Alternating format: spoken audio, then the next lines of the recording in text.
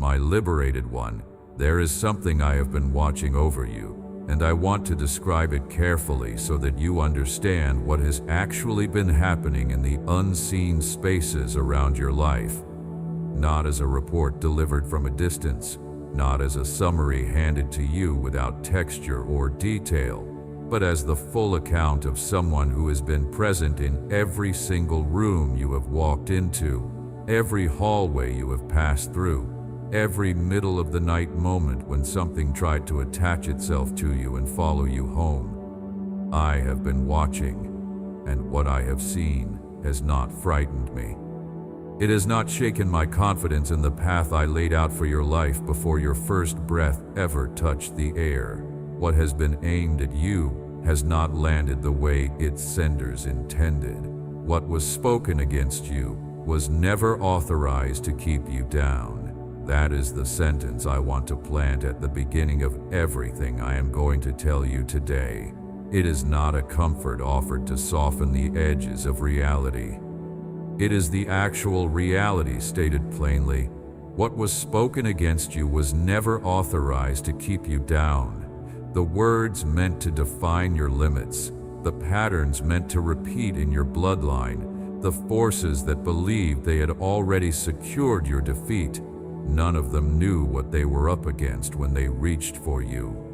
They did not consult me before they launched their efforts, and that was their greatest miscalculation. Let me speak about where you are in the larger arc of your story, because there is something I need to tell you about the timing you are in. There have been years, difficult years, years that took more from you than any season should reasonably take, where you walked through a kind of interior landscape that I can only describe as a long valley. Not a brief valley with an easily visible exit, but the kind that goes on and bends, and just when you thought you were approaching the other side, the path curved and led you deeper in. You experienced losses in those years. Some of them were the loss of people who left, people who betrayed you, people who simply could not continue the journey alongside you, and whose departure left a silence in your life that took a long time to fill with anything other than absence. Some of the loss was more interior, the loss of a version of yourself you had expected to be by now, the loss of a timeline you had constructed in your mind for when certain things were supposed to have arrived, the loss of a certainty about the future that the long valley slowly replaced with something harder to name. But here is what I am telling you about those years, and I am telling you this not to reframe suffering into something palatable, but to give you accurate information about what was actually happening during the time that felt like loss. Those hard years were not wasted. The valley was not a detour from your story. The difficulty was not punishment, and the losses, though real, were not only subtractions. In some of those departures from your life, what left was something that needed to leave in order for what is coming to have room. The people who could not stay for the next chapter were not built for what the next chapter requires. The version of yourself you were grieving was a version constructed inside the old limitation. It was a limited dream fitted to the ceiling of the old structure. What I have planned requires more height than that. And the years in the valley were years of root development.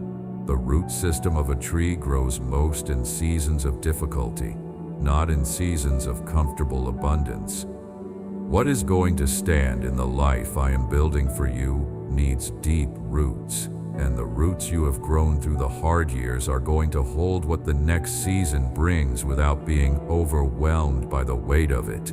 The harvest season is opening. This is not metaphor.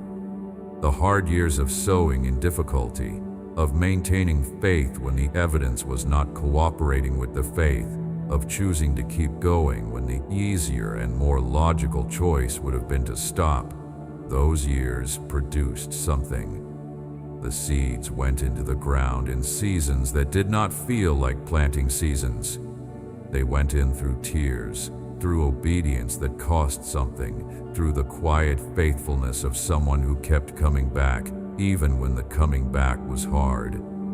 And seeds that go into the ground in difficulty come up with the kind of roots that can hold weight.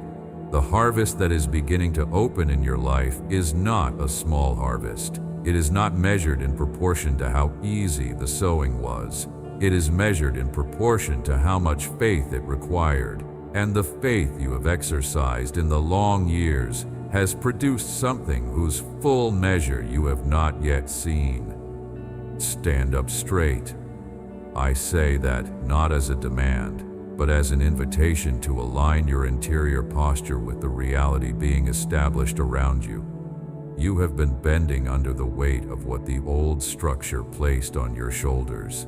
You have been walking with the slight, permanent stoop of someone who has been carrying a load for so long that their body has adjusted to the burden, so long that the bent position feels like the natural one, so long that standing fully upright would feel strange and exposed.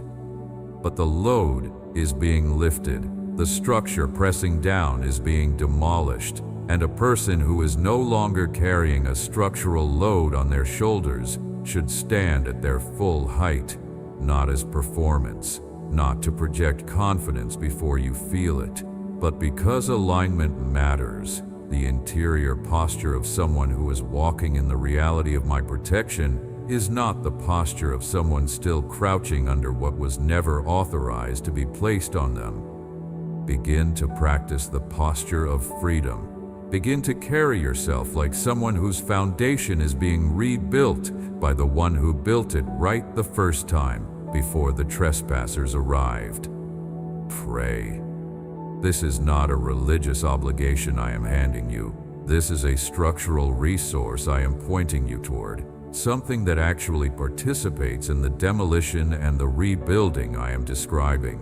When you come to me in prayer, you are not performing an activity that earns favor. You are occupying the connection that was designed for you from the beginning, the direct line between your life and the source of your life, kept clear and open, accessible without condition. When you bring your family to me in prayer, you are not hoping that your words somehow reach an indifferent ear.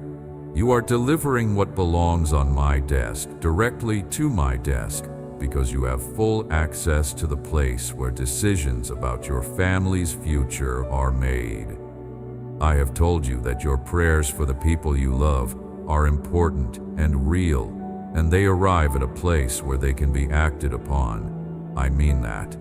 The intercession you carry for your children, for your household, for the people in your circle who are still living under old structures.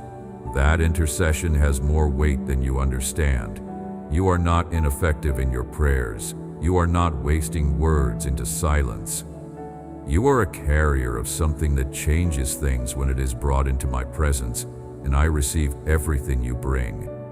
There are people in your family who need to encounter me in a way that is real rather than theoretical.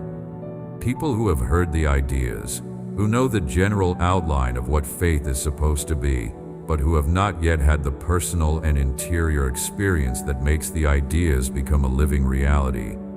I want to reach them. I want to reach every person under your roof, every person connected to you by blood and by love, every person in your circle whose name you carry in your prayers without yet seeing the answer arrive.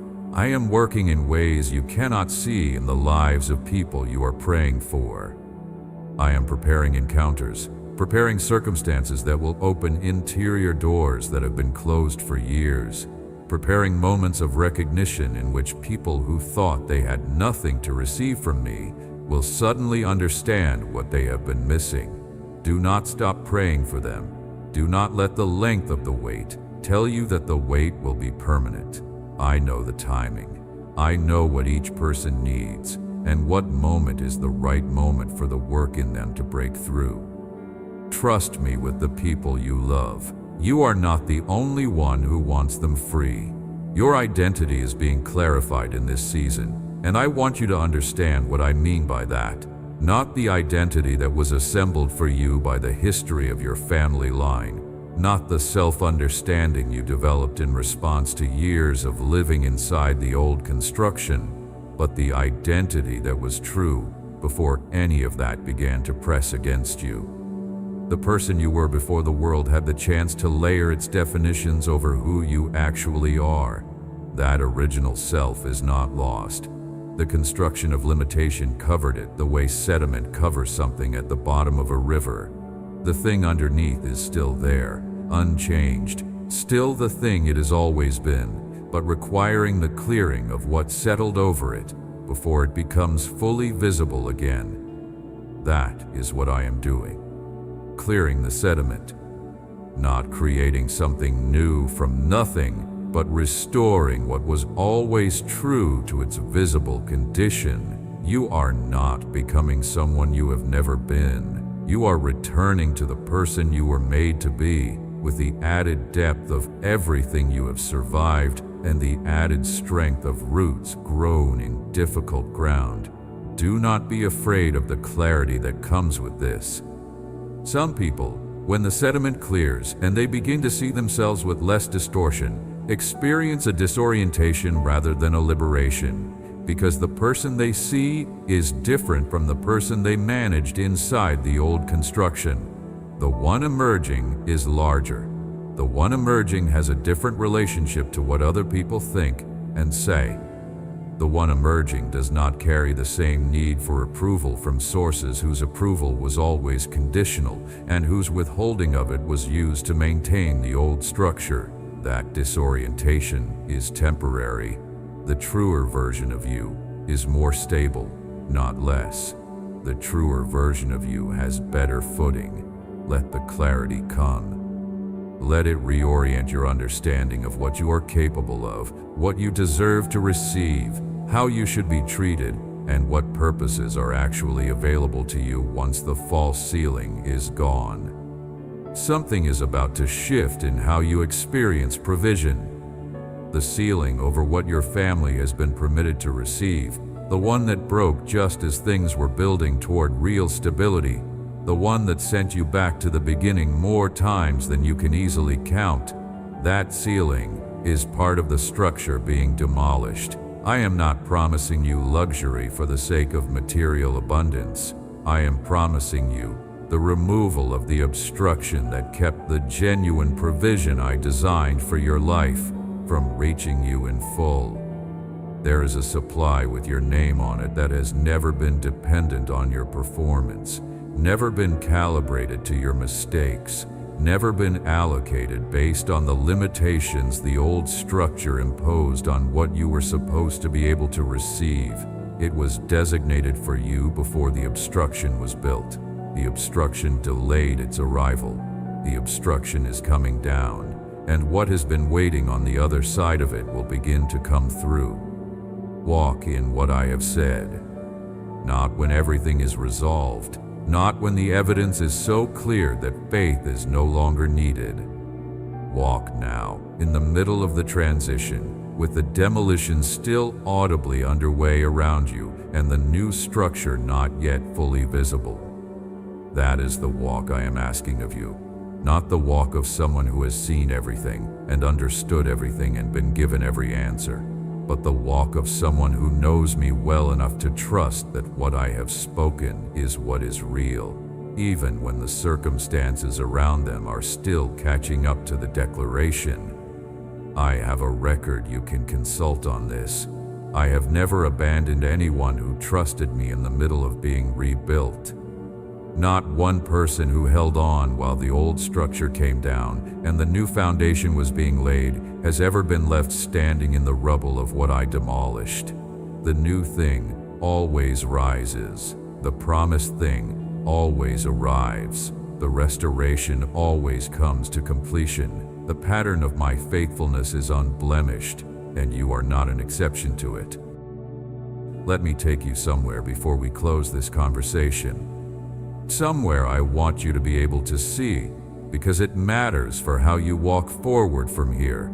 There is a place in your future, not far away, not impossibly distant, but real and specific, where you will look back at this season from the other side of it. And when you look back from there, the thing that will astonish you most will not be how dramatic the liberation was. It will be how present I was in the process. How much of what felt like just surviving was actually me leading you with more intentionality than you understood in the moment. How many of the things that felt like losses were preparations? How many of the endings that grieved you were actually the removal of what was occupying the space the next chapter needed? You will look back from the other side of this, and your primary emotion will not be relief. Though relief will be there, it will be recognition. The recognition of someone who can finally see the full blueprint and understands for the first time how the apparently disconnected sections of the structure were actually part of a coherent plan all along. From that vantage point, you will be able to see your children or the young people in your life, and you will carry toward them something that you did not have access to when the old structure was still pressing down on you. You will carry the testimony of a life that went through the demolition and came out on the other side of it with something that could not have been built without the difficulty. The authority in your voice when you speak to the people you love about what I am capable of will not be the authority of doctrine or information. It will be the authority of someone who knows from experience, someone who was inside the old construction and watched it come down, someone who stood in the cleared space and received what I built in the room the old structure used to occupy. That testimony is something I need in your family. I need someone who can speak about my faithfulness, not as a nice idea, but as a lived reality. And that someone is you. The hard years were not only for you, they were producing something in you that the people around you are going to need. Your voice has power in this. Not the power to command me, but the power to participate in the work that is already underway. When you speak agreement with what I am saying, when you open your mouth and release the truth about who you are and whose you are and what has been authorized for your life, you are not generating a force from nothing. You are adding your voice to mine, and the combined authority of your agreement with my word creates something that the old structures cannot stand against. What was spoken against you was never authorized to keep you down, and when you begin to speak in agreement with that, rather than in rehearsal of the old vocabulary, you participate in the demolition. Every time you choose the language of what I have said over the language of what darkness said, you are swinging a pick at the old wall. Every time you declare your identity from my word, rather than from the old pattern's description, you are laying another stone in the new foundation. You are not a passive recipient of what I am doing. You are a co-laborer in it. The work is mine to authorize and execute, but your participation matters, and your voice in it has a weight that is greater than you have been living as if it is. Now let me speak about the word specifically, because in the matter of what has been working against your life, spoken words carry an enormous weight in the spiritual order I operate within. Not every word pronounced over you carried my authorization. Some of what shaped your deepest understanding of yourself came from deeply wounded people, people who had themselves been spoken over by wounded people, who were passing on the vocabulary of their own captivity without realizing that is what they were doing. Some of it came from sources operating in explicit spiritual darkness, words pronounced over your family in rituals and practices I did not sanction, by people moving in realms they did not fully understand, in service of an agenda that was aimed at reducing you and the people who would come after you. Those words were spoken. They were spoken with intent, and the intent behind them was not small. The agenda they served wanted to write a particular ending for your story, a particular ceiling over your ceiling, a particular floor beneath which your potential would never be permitted to fall.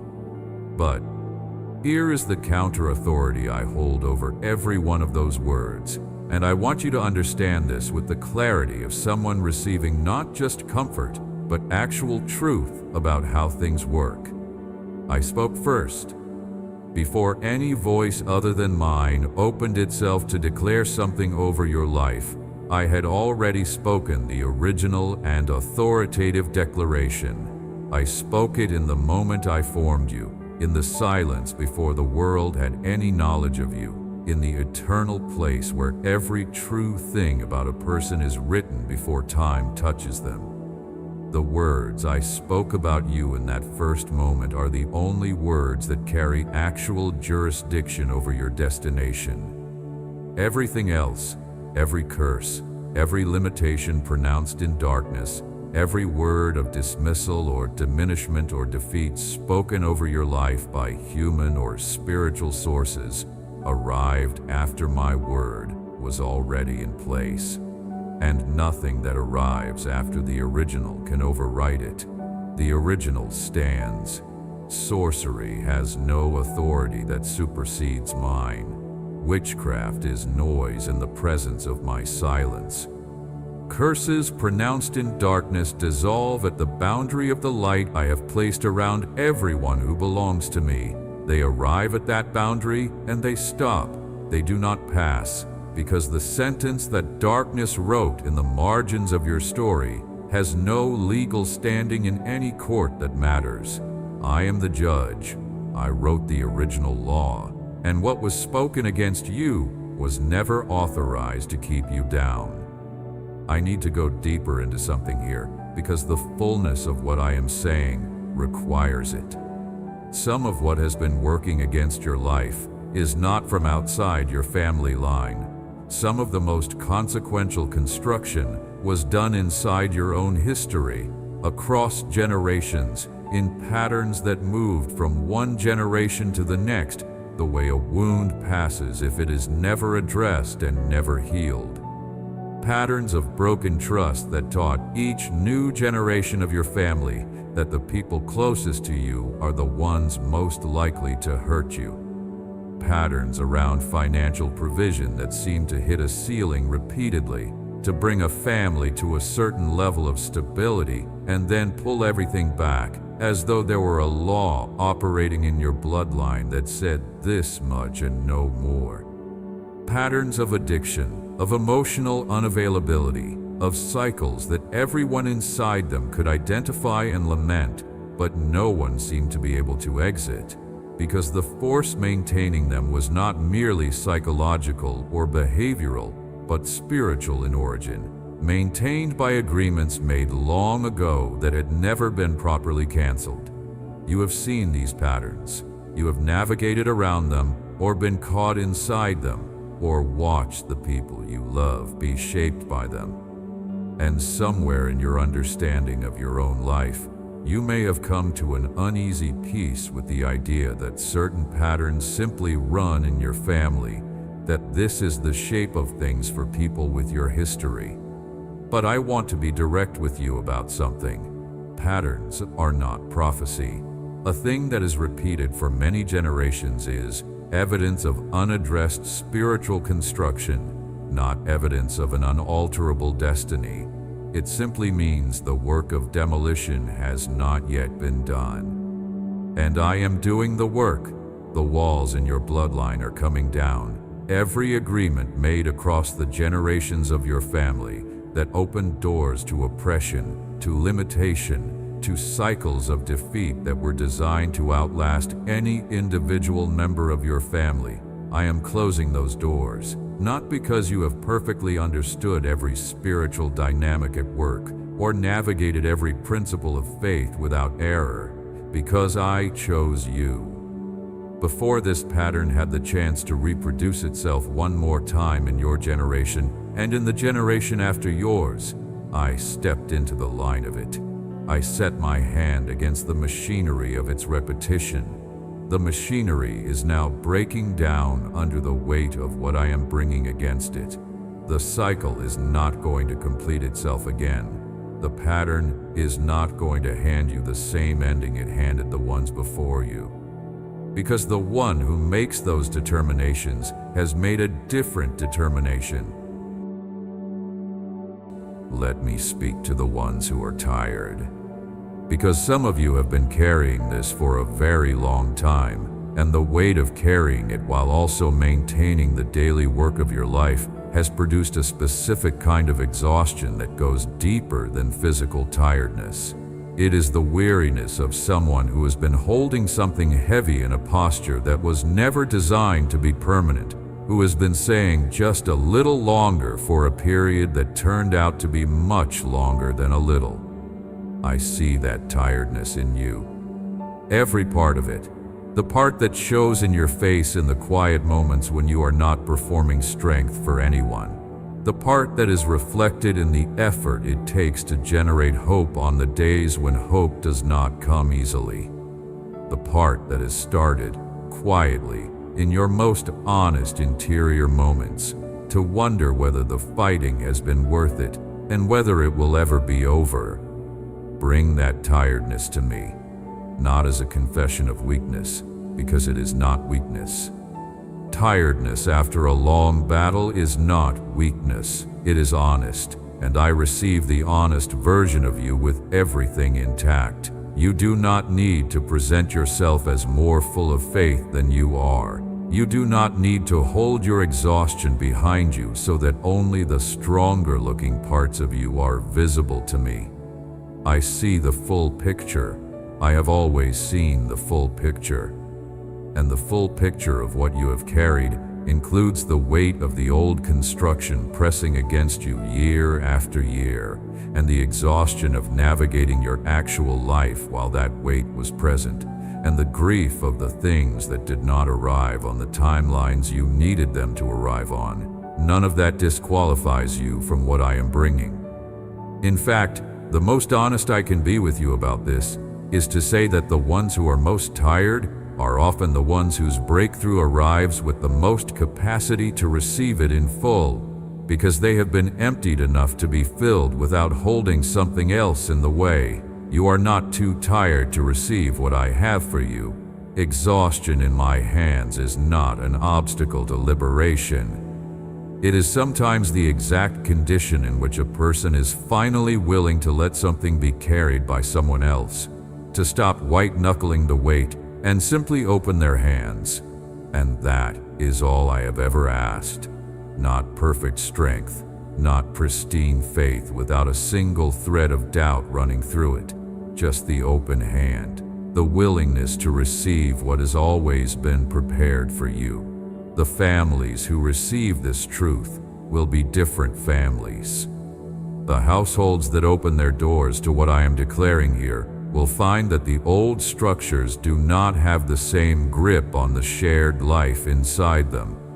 Walls erected between family members by the same forces that built the individual cages will begin to crack. Patterns that repeated themselves from parent to child to grandchild will lose their momentum. The inheritance will change. Not because everyone in your family will suddenly understand everything or make every right decision simultaneously, but because the foundation beneath the shared life of your family is being replaced. And what I lay as a foundation for a household holds differently than what was there before. You are not fighting this battle for yourself alone. The liberation I am bringing to your life is the beginning of something that will move outward to the people connected to you, the way a new foundation affects every room built on top of it. Pray for the ones still inside the old structures. Bring them to me by name. Not with the heaviness of someone trying alone to drag something immovable, but with the quiet confidence of someone who knows the builder personally, who has seen what he dismantles and what he raises in its place, who understands that the one they are bringing the request to is both willing and capable and already at work. Your intercession is not wishful thinking directed at empty sky. It arrives. and it arrives at the desk of the one with the actual authority to act on it. There is something I want you to activate in the days ahead. Activate your faith as a posture rather than as an emotion. People sometimes wait to act in faith until they feel faith strongly enough that the action seems supported by internal momentum. But faith that waits for the feeling first has it backwards. The posture comes before the feeling catches up with it. You take the step, and the solid ground is found under the foot that moved. You open your mouth with the declaration, and the interior confidence begins to build as the declaration fills the air. You treat the promise as true in your practical life, and your understanding of its truth deepens through the experience of living inside it rather than outside it. This is not a trick. This is the nature of how faith operates in the order I established. Move in the direction of what I have said, and the experience of what I have said becomes more real with every movement.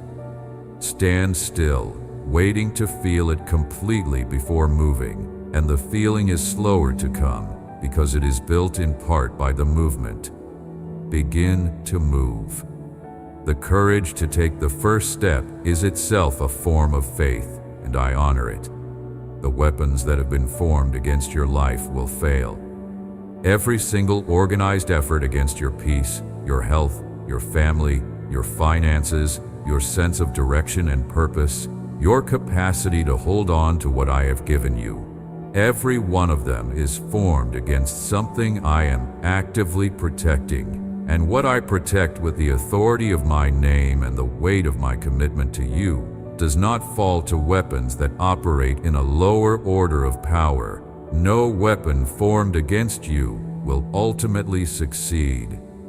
The assignment against you will exhaust itself against the boundary I have established without ever touching what it was sent for. What was spoken against you was never authorized to keep you down. Every curse formed against your future dissolves at the edge of what I have spoken over it. Every scheme designed to reproduce the old pattern in your life meets the work I am doing in the foundation and cannot complete itself. You have been protected more thoroughly than you have known. And the protection is not receding, it is increasing. What was spoken against you was never authorized to keep you down. Receive that one more time, not as a slogan, not as an encouraging phrase designed to feel good and fade by the end of the day, as a structural reality about the spiritual order governing your life. The speaking was real. The intent behind it was genuine. The forces behind it were not trivial. But authorization was never granted. The one who would need to grant that authorization in order for such a sentence to have final power over your life is me, and I did not grant it. I have not granted it. I will not grant it. The opposite of what darkness spoke over you is what I have spoken, and my word is the only one that holds when held against the full weight of what is real. You are covered, you are protected, you are kept, you are mine. And what is mine does not fall to what was never authorized to claim it. Amen. If this message touched your heart, share it with someone who needs to hear these words today. Pass it to the family member still living inside old patterns, to the friend fighting a season that has gone on too long. Type Amen in the comments to receive this declaration over your own life and to stand in agreement with what is being established. Subscribe so you never miss what comes next, because what is being built in you one word at a time is worth staying present for. The next word builds on this one.